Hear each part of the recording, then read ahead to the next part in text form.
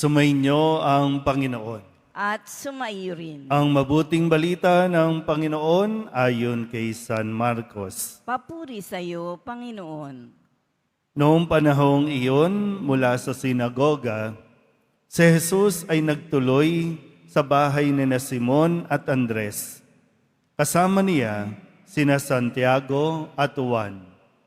Nararatay noon ang biyanan ni Simon Pedro dahil sa matinding lagnat. At ito'y agad nilang sinabi kay Jesus. Nilapitan ni Jesus ang babae, hinawakan sa kamay at ibinangon. Noon di inibsan ito ng lagnat at naglingkod sa kanila. Pagkalubog ng araw, dinala kay Jesus ang lahat ng may sakit at ang mga inaalihan ng demonyo. At nagkatipon ang buong bayan sa may pintuan ng bahay. Pinagaling niya ang maraming may sakit, anuman ang kanilang karamdaman, at nagpalayas siya ng mga demonyo. Hindi niya hinayaang magsalita ang mga ito, sapagkat alam nila kung sino siya. Madaling araw pa'y bumangon na si Jesus at nagtungo sa ilang napuok at nanalangin. Hinanap siya ni Simon at kanyang mga kasama. Nang siya ay matagpuan, sinabi nila, "Hinahanap po kayo ng lahat." Ngunit sinabi ni Jesus, "Kailangang pumunta rin naman tayo sa mga kalapit bayan upang makapangaral ako roon. Ito ang dahilan ng pag-alis ko sa Capernaum."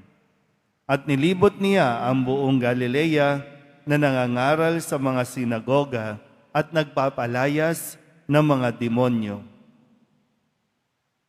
Ang mabuting balita ng Panginoon. Pinupuri ka namin, Panginoong Hesukristo. Magsiupo muna ang lahat. Isang magandang tanghali po sa inyong lahat. Ngayon po ay Miyerkules ng unang linggo sa karaniwang panahon at kakatapos lang din ng pagdiriwang ng kapistahan ng Poong Jesus Nazareno at talagang lubhang nakakapagod itong mga nakalipas na araw. Sunod-sunod, no? Pasko o Simbang Gabi, Pasko, Bagong Taon, kapistahan, nakakapagod. Sino po ba mga napagod dito? Tingnan nyo nga mga mukha ng katabi ninyo kung mukhang pagod. Kasi yung katotohanan po, no? Hindi nauubos ang ating mga obligasyon. Hindi natatapos yung ating mga gawain. Maglalaba ka ngayon, bukas may lalaban ka na naman. Mag-aasikaso ka ngayon, magluluto ka, bukas magluluto ka na naman. Asikasuhin mo na naman ang damit ng mga anak mo o maging ng iyong asawa. Papasok ka na naman sa opisina, hindi yan nauubos. Kasi kung ayaw mo na, ay madali lang naman yan. O ayaw mo na ng mga gawain sa opisina, edi mag-resign. Pero hindi, no? Yun yung isang realidad na kailangan mong maintindihan, hindi yan mawawala. Ang katotohanan pa nga, pwede kang mawala sa mundong ito, pero yung mga gawain, mananatili yan. Aakuin lang yan ng iba o ipapasa sa iba. Kaya ikaw, maghinay-hinay ka. Kaya maganda po na matutunan natin itong ginagawa ni Kristo. Ano bang sikreto ng Poong Jesus Nazareno kung kaya nakakaya niyang gawin ang lahat ng kanyang misyon at responsibilidad?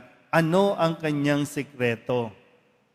Sa ating ebanghelyo, narinig natin, di ba? Sunod-sunod na to mabilis. Matapos yung pagbibinyag sa kanya, kilos agad. Nagpahayag agad ng mabuting balita, nagpunta na sa iba't ibang bayan, nagpapagaling ng mga may sakit, nagpapalayas ng mga demonyo, sunod-sunod yan. Pero ang sikreto na itinuturo sa atin, na kadalasan ito naman yung ginagamit natin na excuse, pagod ka na. Pero sa Panginoong Hesukristo, sa Poong Nazareno, hinding-hindi nawawala sa Kanya yung siya ay babangon at maglalaan ng oras para manalangin. Kaya nga sabi dito, madaling araw pa.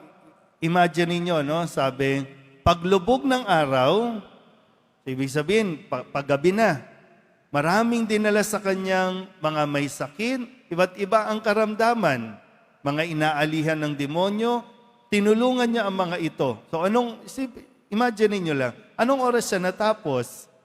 Kasi ang kasunod na bahagi, madaling araw pa, bumangon na si Jesus at nagtungo sa isang tahimik na lugar at nanalangin. Pagkatapos nun, marami na naman ang naghahanap sa kanya. At sabi ni Kristo, kailangan din siya na magtungo sa iba pang mga bayan, sa iba pang lugar, kasi marami din doon ang nangangailangang mapagpahayagan o makarinig ng mabuting balita, matulungan sa kanilang mga pinagdadaanan. So nagagawa iyon at magagawa din natin kung gagayahin at tutularan natin ang poong Nazareno.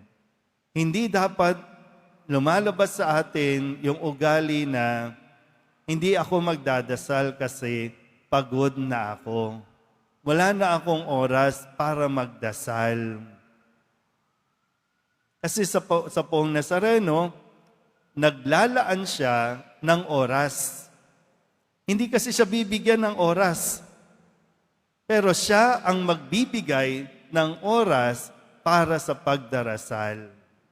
Kaya marami po sa inyo, di ba, lalo na sa mga nagtatrabaho sa paligid ng Quiapo, talagang, di ba, bago kayo umuwi, dadaan kayo dito sa simbahan. Uupo sandali, mananahimik sandali, then uwi na at doon naghihintay ang gawaing bahay, doon naghihintay ang iyong mga responsibilidad naman. May responsibilidad sa trabaho, may responsibilidad ka sa bahay. Pero sa gitna niyan, diyan ka kukuha ng lakas para nang sa ganon hindi mauwi sa stress, sa fatigue, o sa kung anumang mga emotional na problema na po pwedeng lumabas. Kaya mahalaga po na ma-develop din natin, maging habit din natin.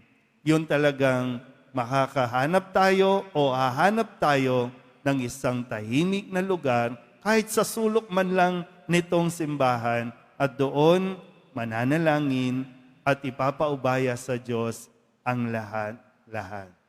Kapag nagawa natin yan, kapag naging habit natin yan, nakatitiyak din ako, nakatulad ni Jesus, magagawa natin tumulong sa ating kapwa.